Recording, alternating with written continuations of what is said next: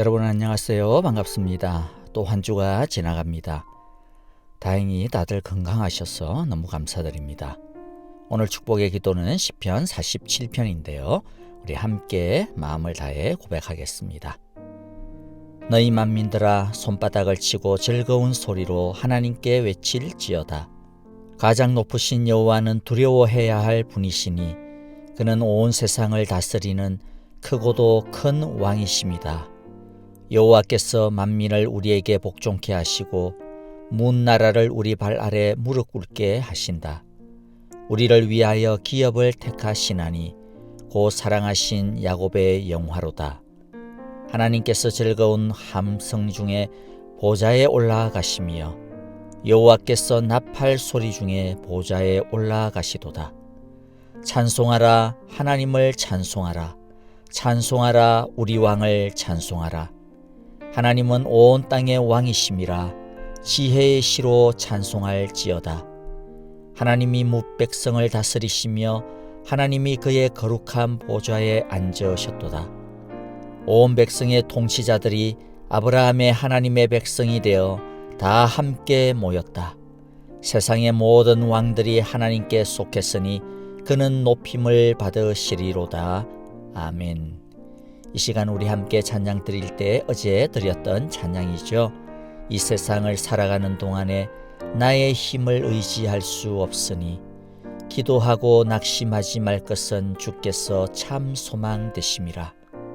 하나님의 꿈이 나의 비전이 되고 예수님의 성품이 나의 인격이 되고 성령님의 권능이 나의 능력이 되기를 원하고 바라고 기도합니다.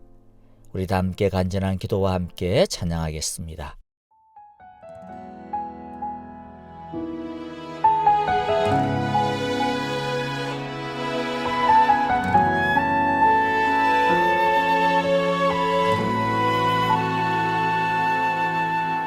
이 세상을 살아가는 동안에 나의 힘을 의지할 수 없으니 기도하고 낙심하지 말 것은 주께서 참 소망이 되심이라. 하나님의 꿈이 나의 비전이 되고 예수님의 성품이 나의 인격이 되고 성령님의 권능이 나의 능력이 되길 원하고 바라고 기도합니다.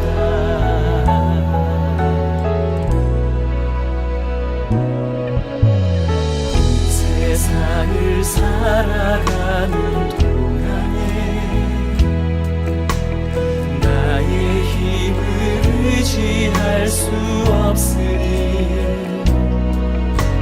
기도하고 낙심하지 말 것은 주께서 참 소망이 되시니라. 걸어가는 동안에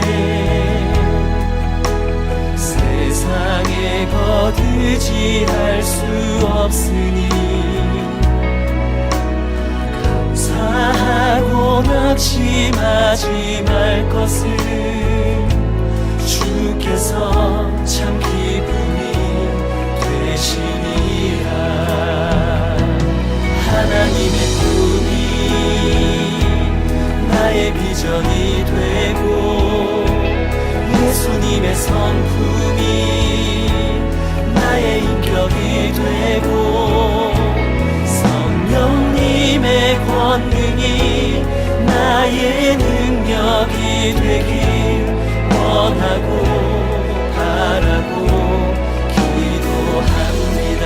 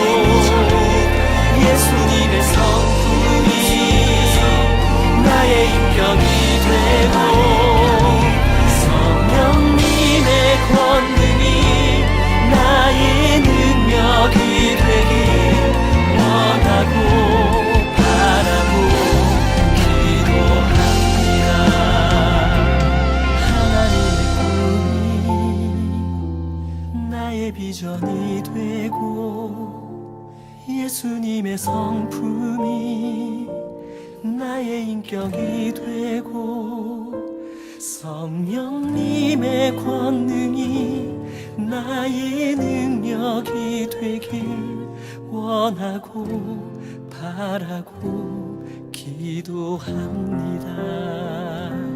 하나님의 꿈이 나의 비전이 되고 예수님의 성품이 나의 인격이 되고 성령님의 권능이 나의 능력이 되길 원하고 바라고 기도합니다. 원하고 바라고 기도합니다. 원하고 바라고 기도합니다.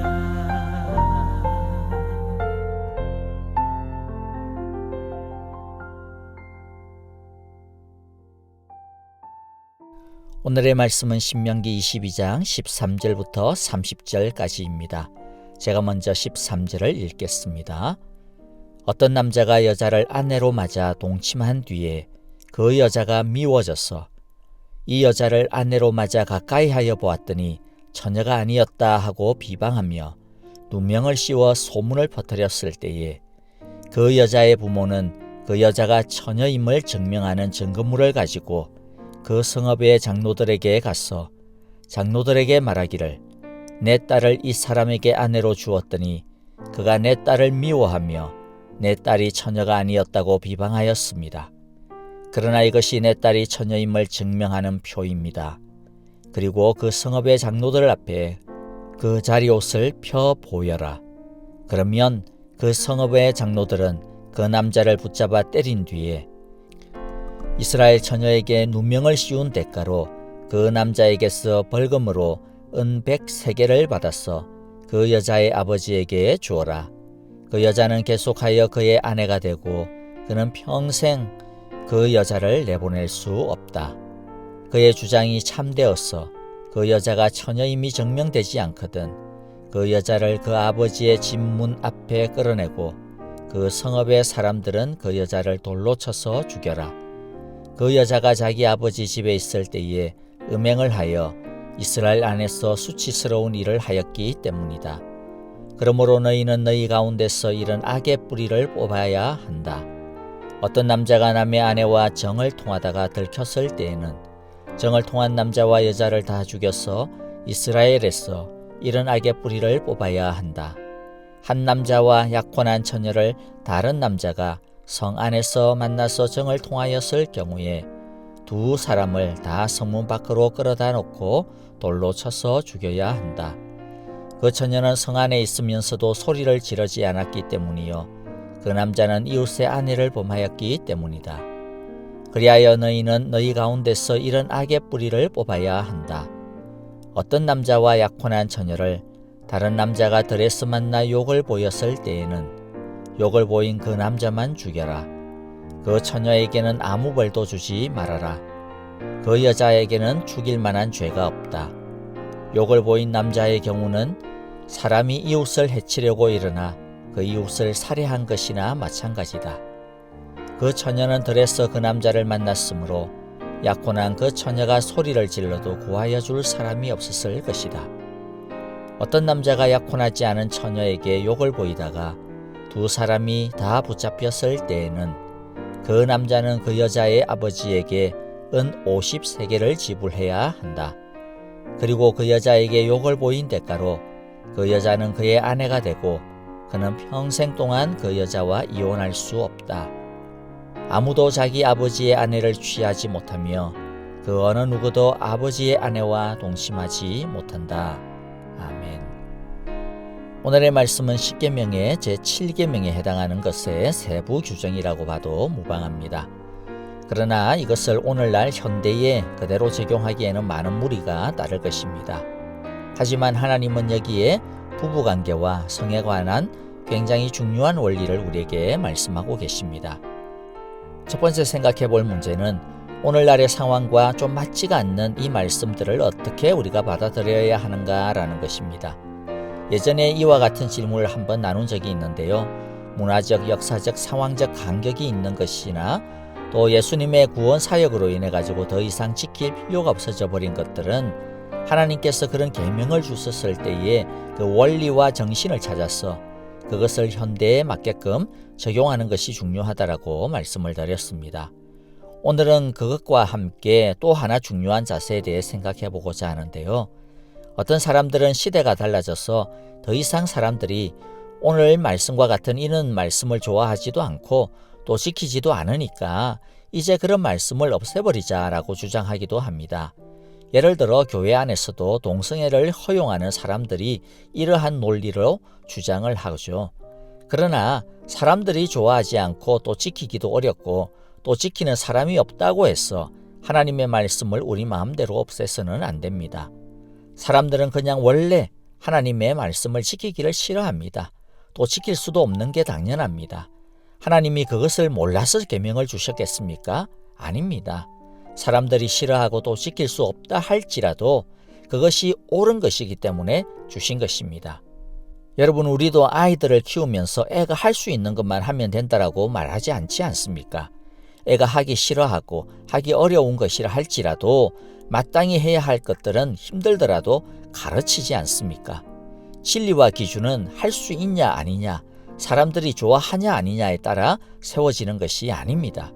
하나님의 거룩에 따라 세워지는 것입니다. 사람들이 좋아하지 않고 하기 싫어하고 하기 어려우면 그냥 그게 인간의 현실인 거죠. 우리의 모습입니다. 그것은 우리 안에 있는 죄성을 드러내주는 역할을 하는 것입니다. 우리 안에 있는 그런 모습을 보면서 우리는 우리가 얼마나 죄인이며 또 거룩에 있어서 얼마나 무능력한지를 깨닫는 것이죠. 우리 안에 있는 죄를 드러내고 죄를 깨닫게 하고 죄로 인해서 부끄러워하게 하는 것이 바로 하나님께서 우리에게 율법을 주신 목적입니다. 율법이 제대로 기능을 발휘하고 있는 것입니다. 그러므로 우리가 하나님의 말씀대로 살 수 없다고 해서 하나님의 말씀을 자꾸만 떨어뜨려서는 안 됩니다. 자꾸 없애려고 해서는 안 됩니다. 그런데 오늘날 굉장히 많은 부분들에 있어서 자꾸만 하나님의 말씀을 없애버리려고 하고 이런저런 이유를 대면서 더 이상 할 필요가 없다라고 폐지하려고 하는 시도들은 말씀을 우리 입맛대로 바꾸려는, 또 하나님을 하나님의 자리에서 끌어내리려고 하는 아주 고약한 죄를 짓는 것이나 마찬가지인 것이죠. 두 번째, 이제 좀 더 본문으로 들어가 보면요. 이제 이 성이라고 하는 문제, 이 성을 우리가 어떻게 봐야 하는가 하는 문제입니다. 결론부터 말하면 하나님은 성을 우리에게, 인간에게 있어서 굉장히 중요하고 귀한 것으로 주셨다라고 하는 것입니다. 그런데 보수적인 한국 기독교인들과 같은 경우 한국 전통적인 유교적 관습과 교육의 영향, 그리고 또 뿐만 아니라 청교도 기독교의 영향으로 인해 가지고 성이라고 하는 것을 자꾸만 감추려고 하고 피해야 할 대상, 또 억제해야 할 대상으로 대하는 경우가 많습니다. 그러다 보니까 자연스럽게 추하고 더럽고 죄스러운 것으로 잘못 이해하는 경우가 많습니다. 하지만 하나님은 성 자체를 더럽다거나 피해야 할 것이라거나 억제하고 억압해야 하는 욕망으로 말씀하신 적이 없습니다. 도리어 오늘 말씀을 보더라도요, 성을 잘못 사용했을 때 상당히 강력한 벌을 말씀하십니다. 그 의미가 뭐겠습니까? 그만큼 성이라고 하는 것은 굉장히 중요하고 귀한 것이라는 뜻입니다. 하나님이 사람에게 굉장히 소중한 것으로 주셨기 때문에 소중하게 다루어야 하고 올바르게 사용해야만 한다라고 하는 말씀인 것입니다. 세 번째, 성은 하나님이 세운 원칙 안에서 올바르게 사용해야 합니다. 하나님께서 성을 올바르게 사용하도록 하는 데 있어서 두 가지 큰 원칙을 주셨습니다.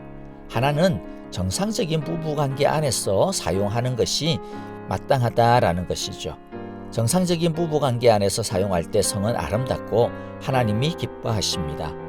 오늘 여러 가지 사례들을 보면 정상적인 부부관계 이외의 성관계를 하나님이 얼마나 싫어하시는지를 보게 됩니다. 또 혼전의 성관계가 있었다면 혼인해야 한다라고 하는 그런 명령까지도 주시죠. 이것은 하나님이 이 성을 부부관계 속에서 사용해야만 올바르다라고 하는 그러한 원칙을 주고 있다는 것을 보여주는 것입니다. 그런데 여기에 또 중요한 원리가 있는데요. 우리는 부부관계라고 하는 형식에만 멈춰서는 안 됩니다. 성경에 있어서 부부관계란 진실된 사랑과 헌신의 관계입니다. 즉 성이라고 하는 것은 진실된 사랑과 헌신 속에서 사용해야 한다는 뜻입니다. 그러므로 오늘날 단순히 쾌락이나 한순간의 욕망으로 성을 사용하는 것은 하나님이 성을 주신 목적에 전혀 맞지 않는 것이 될 것입니다. 성은 상대방을 인격적으로 사랑하고 존중하는 것과 같이 사용해야 합니다. 그런 의미에서 본다면 오늘날 부부 사이에서 일어나는 강간이나 성폭행에 대한 이런 이슈들이 있는데요. 하나님이 성을 주신 목적의 입장에서 본다면 부부 사이라 할지라도 진실된 사랑과 존중, 헌신이 빠져버린, 그리고 심지어는 위협적이고 폭력적이고 강압적인 그런 부부관계는 부부 사이라 할지라도 강간이나 성폭행에 해당된다라고 할 수 있을 것 같습니다. 두 번째 원칙은 책임과 헌신입니다. 예를 들어 오늘 본문 첫 번째 사례에서 보듯이 아내가 싫어졌다고 해가지고 아내를 모함해서 버리려고 해서는 안 된다라는 것이죠. 사랑은 감정이 전부가 아닙니다. 부부관계 사랑에 있어서 가장 중요한 마음은 책임과 헌신입니다. 또 다른 사례에서 즉 처녀와 성관계를 맺었다면 결혼을 하라고 명령하시고 어떤 사유에서건 절대로 이혼할 수 없다라고 명령하시는데 이건 역시 무한 책임과 헌신을 강조하시는 것입니다. 오늘날 흔히 더 이상 널 봐도 내 심장이 뛰지 않아. 이제 너를 사랑하지 않는 것 같아. 이제 우리 각자의 서로의 사랑을 찾아서 나서자. 이런 이따위의 드라마들이 있는데 부부관계나 사랑은요. 뜨거운 열정과 가슴을 넘어서 헌신을 다하는 것입니다. 그래서 결혼 서약에서도 금은마을가 화풀이가 될 때까지 건강할 때나 아플 때나 이렇게 하면서 사랑하겠노라고 약속하지 않습니까? 이게 무슨 뜻입니까? 자신들의 감정을 넘어서 자신들의 상황을 넘어서 어떤 경우에도 사랑하겠노라고 하는 헌신인 것이죠. 말씀을 정리합시다. 간단하게나마 하나님 나라 백성들의 성윤리 또 부부관계의 그러한 기본 원리에 대해서 좀 살펴보았습니다. 모르겠습니다. 혹시라도 아이고 고리타분한 소리 하고 자빠졌네 이런 소리 하면 요즘 젊은 세대는 싫어해요. 세상이 달라지는 것을 이리도 모르시네 라고 말할지도 모르겠습니다. 맞습니다. 왜 저도 다 알아요. 너무 잘 알아요. 그런데 세상이 아무리 달라졌다고 해도 심지어는 우리 자신까지도 달라졌다 할지라도 우리가 달라졌다고 해서 말씀을 우리 입맛대로 바꿀 수는 없는 것 아니겠습니까? 다행인 것은요. 우리가 하나님이 기뻐하시고 원하시는 기준에 턱없이 부족하고 모자란다 할지라도 하나님이 우리에게 돌을 던지지는 않습니다. 우리가 맞아야 할 돌을 예수님이 이미 다 맞으셨고 예수님이 우리 때문에 돌아가셨기 때문입니다. 우리는 우리의 연약함과 우리 안의 죄성을 예수님께 가져가면 됩니다. 그러면 예수님께서는 우리의 모든 연약함과 허물을 씻어주시고 더 이상 정죄하지 않으시고 도리어 이 세태를 이제는 거슬러 하나님이 원하시는 삶을 살아갈 수 있는 성령의 능력을 더딥혀 주실 것입니다. 함께 주기도문으로 기도하겠습니다. 하늘에 계신 우리 아버지, 아버지의 이름을 거룩하게 하시며 아버지의 나라가 오게 하시며 아버지의 뜻이 하늘에서와 같이 땅에서도 이루어지게 하소서. 오늘 우리에게 일용할 양식을 주시고 우리가 우리에게 잘못한 사람을 용서하여 준 것 같이 우리 죄를 용서하여 주시고 우리를 시험에 빠지지 않게 하시고 악에서 구하소서. 나라와 권능과 영광이 영원히 아버지의 것입니다. 아멘. 이제 우리 찬양과 더불어 기도하시겠는데요. 오늘 말씀을 따라 기도합시다. 이 세상의 타락한 성문화 속에서 하나님 나라의 거룩한 백성답게 살아가게 하소서라고 기도하고요. 특별히 참 이 세대 속에서 살아가는 우리 자녀들을 위해서 기도해야 할 것 같습니다. 코로나 바이러스로부터 사랑의 교회 온 가정과 일터를 보호하여 주시고 또 더불어서요 효과적인 치료제와 백신이 참 어렵다고는 하는데 빨리 개발될 수 있도록 기도합시다. 한 가지 또 특별한 중보기도 부탁이 있는데요. 여러분들 윤호아기 아시죠? 최근에 좀 많이 안 좋아져서 그래서 한국에 가서 다시 치료를 받는 일정을 좀 앞당겼어요. 그래서 내일 주일 한국으로 떠나게 됩니다. 여러분들 많은 기도 부탁드립니다. 한 주간도 수고하셨습니다. 이제 푹 쉬시고요. 우리 내일 주일입니다. 이제 온라인으로 예배를 드린 지가 제법 되다 보니까 사실 또 좀 느슨해질 수도 있어요. 그렇죠? 우리 온라인 예배도 하나님께 드리는 온전한 예배입니다. 그러니까 우리 마음과 정성과 힘을 다해서 우리 함께 꼭 예배 드려야겠습니다. 내일 우리 예배 때 다시 만나 뵙겠습니다. 감사합니다. 안녕히 계십시오.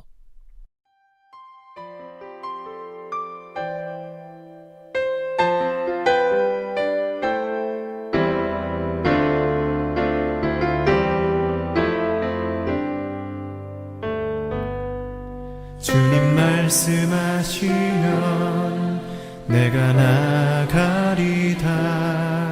주님 뜻이 아니면 내가 멈춰서리다. 나의 가고 서는 것 주님 뜻에 있으니 오 주님 나를 이끄소서. 주님 말씀하시면 주님 말씀하시면 내가 나가리라. 주님 뜻이 아니면 내가 멈춰서리다. 나의 가고 서는 것 주님 뜻에 있으니 오 주님 나를 이끄소서. 뜻하신 그곳에 나 있기 원합니다. 이끄시는 대로 순종하며 살리니 연약한 내 영혼 통하여 일하소서. 주님 나라와 그 뜻을 위하여 뜻하신 그곳에 뜻하신 그곳에 나 있기 원합니다.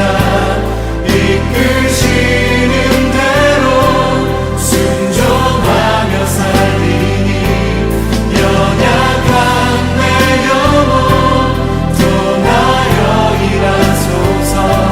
주님 나라와 그 뜻을 위하여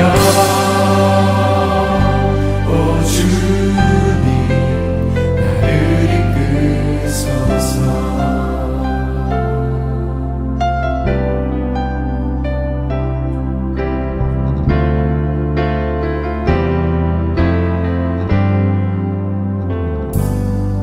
주님 말씀하시면 내가 나가리라. 주님 뜻이 아니면 내가 멈춰서리다. 나의 가고 서는 것 주님 뜻에 있으니 오 주님 나를 이끄소서. 뜻하신 뜻하신 그